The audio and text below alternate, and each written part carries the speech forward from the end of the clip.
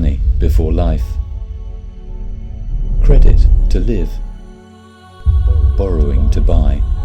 The ultimate ascendancy of big numbers, a 1 followed by as many noughts that you care to think of. But I suppose if you questioned the mega brokers on their ethics, well, they would simply turn and say, "Hey, brother, don't take it so personally. It's just business." Mega, the power of a city. Part 2. Using their success in the UK privatization program, the mega brokers now launched a string of European pitches, with the City of London as their base. Each one of the UK privatizations had amounted to many billions of dollars. America itself had not seen a billion-dollar equity deal in over 140 years of global trading. The City of London had now become America's honeypot. And from this proximity, they could focus on the next big prize. Europe, in 1986, was really a continent of pieces. Going to Paris, and then going to Milan, and even going to Germany, you were struck by the significant differences between them in terms of banking operations. In Germany, in Frankfurt for example, business was dominated by the 3-pillar banking system of public sector, cooperative and commercial banks. They coordinated pretty much everything that went on, with representatives spread across many supervisory boards. In short, there were no real market capital operations. Whereas in the City of London, you had at least the semblance of one. Paris was somewhere in between. Milan was basically 2 or 3 guys sitting in a room who controlled most of the major companies in the country. Any attempt by the Americans to create a culture of capital markets and investing had to execute country by country by country.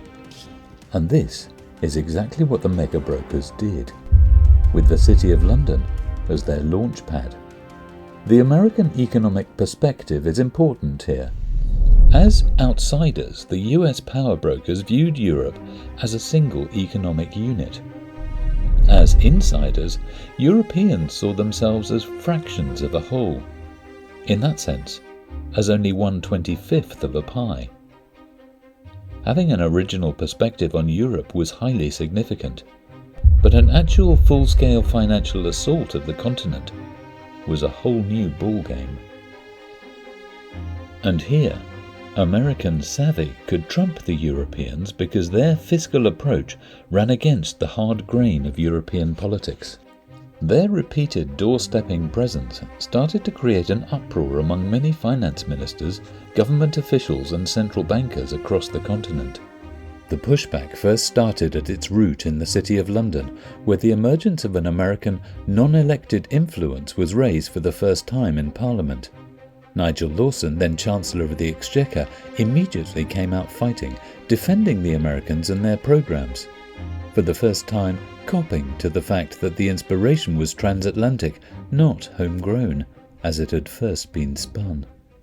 The right honourable gentleman takes his customary swipe at private enterprise. He can't stand it. He'd far rather have nationalisation run by politicians who know nothing. Mr. Speaker, there's private enterprise and there's looking after your friends. I think that the country can distinguish between the two. Most of all, how can anyone selling off that industry at 1/3 of its value say they're getting good value for the country? Opposition parties were dead set against any form of privatization and viewed the initiative as a one-way ticket to massive job losses. But in the end, it didn't matter. The success of the deals, the sheer scope, size and weight of them had forced the paradigm, leaving the European continent at the feet of the American mega brokers. The motivation behind each privatization push was to make money and create cash flow. The fact that they also had a huge social impact was frankly ignored, coincidental. But what soon became clear was that with each multi-billion-dollar deal, European bankers were now being challenged by a new brand of financial thinking launched out of London: full-blown American capitalism. an attitude to capital that simply did not exist in Europe. Who was first? Germany, of course. Frankfurt was quite different to London. The country had unified, and at the time, 1990, in its first flush after the collapse of the Berlin Wall, Frankfurt was set to become Germany's financial centre. In fact, Frankfurt was to become the de facto financial centre for Central Europe.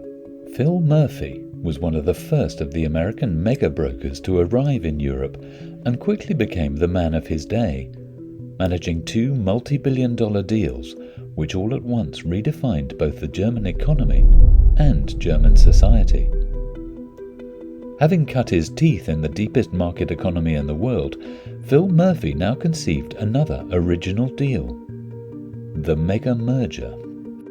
In Germany, you can tangibly look at some of the deals and say that the mega merger Americans not only transformed the economy, but helped to build a country. The privatization of Deutsche Telekom, the way that was done, its sheer magnitude alone. The listing in New York of Daimler-Benz to emerge as Daimler-Chrysler. Then, the work they did in privatizing so many of the early East German state assets. And they stood tall. Marrying aggressive business capital with businesses from outside Germany into the assets, these capital market deals established new global benchmarks for all German issuers at that time, fundamentally transforming companies, transforming institutions, transforming people, and to a certain extent, transforming German life. The American mega brokers emerged as the true leaders in investment banking, building on a highly sophisticated merger and acquisition capability matched with exclusive equity placement capabilities. The privatization of Europe as an idea in itself was a significant part of the overall strategy, and throughout the 1990s the mega brokers penetrated every sector of business throughout the continent. In matters of capital, it was now impossible for anyone in Europe to compete with the Americans. They were that good. The story was the same in France, when the Americans brokered the first billion-franc deal. Critical initially to France and eventually to the rest of Europe and its union. 3 groundbreaking deals followed in quick succession. The first was the creation of the second largest insurance company in the world. The deal to merge AXA with UAP in 1992 was the biggest yet seen in Europe. And this was soon eclipsed by a second deal 2 years later, when BNP was merged with Paribas, creating the largest bank in Europe. And yet a third deal followed in quicker succession, the first in a daisy chain of pan-European entities. The dawn of a new millennium heralded the first double mega merger of Rhône-Poulenc, a French company, with Hoechst of Germany, creating Aventis. Quickly after that being mega merged with Sanofi, all at once creating the new second largest pharmaceutical company in the world. Such swift penetration of a foreign market required local knowledge, and the American mega brokers quickly found like-minded local partners who made the historically impermeable markets open up before them. France, in the early 1990s, was a little like Japan, very insular and very closed. Difficult terrain for outsiders to influence.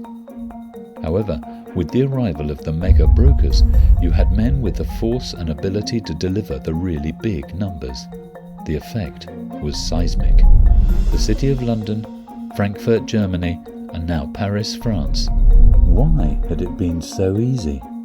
The European Commission was not unaware of the effect the American mega brokers were having on the European landscape, but commissioners were slow to understand what exactly was going on. In the end, they had to notice, because as far as this kind of capitalism was concerned, they were being left at the gate.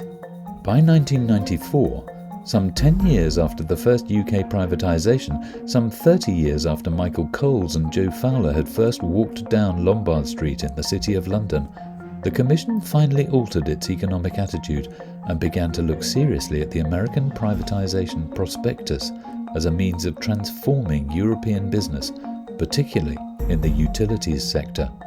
The Commission tried to make up for lost time, taking the initiative with a program of economic statutes which would establish a free movement of people, goods, services and capital throughout the European continent. Goldman Sachs' assertion that the American ethic of capital would change European society was about to come true. The new European statutes effectively cleared the path again and re-established a revitalized momentum for the mega brokers. At that time, it was hard to name a single indigenous market in Europe that wasn't being led by a US power broker. Amongst them, key players now emerged from Europe's own theatre. The first was Romano Prodi.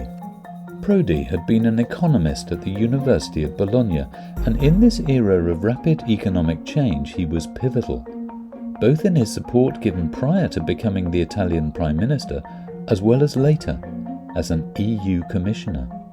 Prodi and the Commission played point guard to the Americans in exactly the same way Margaret Thatcher and the Conservative government had cleared the path for privatization in the UK. Capitalism is about seeing around corners, understanding where the world is heading, keeping ahead of the curves.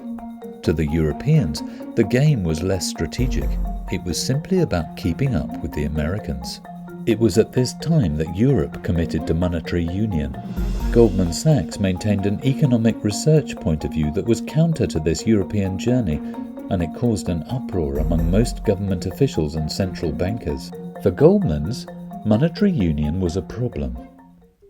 They had significant positions at that time in various currencies and bond markets, to the point where finance ministers and central bankers would personally call mega brokers like Mark Winkelmann to protest at the way they were doing business in Europe. Such public actions unveiled for the first time to the world that it was American capitalism that was driving the European ship. But the model was here to stay. It was too late to change. By 2004, the transformation of Europe was almost complete. The Telefonica offering in Spain, the first privatization by the Spanish government, the Vodafone acquisition of Mannesmann, the total value of these deals amounting to trillions, in any currency you chose to pick. Looking back over the recent economic history of Europe, one cannot believe that there was ever a UK or European merchant banking system.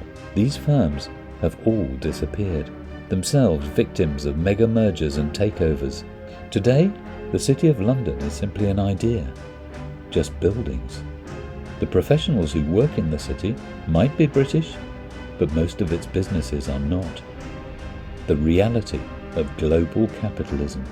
Looking back, we can see that the politicians have simply been bit players, oiling agents of a beast bigger than themselves, bigger even than any government, bigger than any country. The American mega brokers of the 1970s, 80s and 90s deserve credit for something that was in one respect quite remarkable: the conception and execution of a financial framework that now dominates the world in which we live. And with the rise of the speculator and the commodity trader, each deal can now grow exponentially, employing many of the principles conceived by the early mega broking pioneers. Men like Michael Coles, Joe Henry Fowler, and Phil Murphy. Unknown, unelected names, unknown faces. Men who have altered the social landscape in a way that many politicians or statesmen can only envy. There is remorse for the passing of better worlds to live in, unfulfilled political promises, a more egalitarian society. But today, we experience life as a struggle of increasing populations churned within the voluminous tide of capital. Don't forget to hit that like button and subscribe to our channel for more content.